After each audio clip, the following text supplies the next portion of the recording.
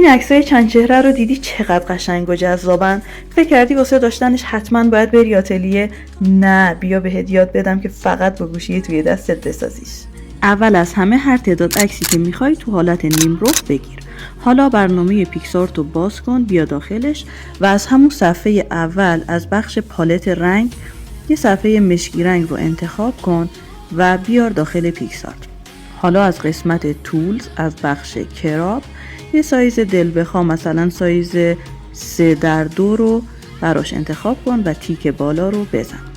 حالا از قسمت اد فوتو عکست رو بیار داخل برنامه و از قسمت ریموو بک‌گراندش رو پاک کن.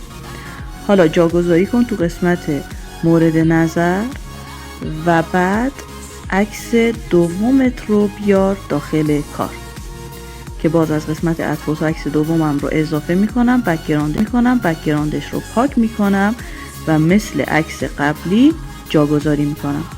حالا عکس سوم رو اضافه میکنم، بک‌گراندش رو پاک میکنم و در نهایت تو محل مورد نظرم جاگذاریش میکنم و از قسمت افکت یه افکت سیاه و سفید برای جذابیت بیشتر هم میتونید بهش بدید. این دل بخواهیه.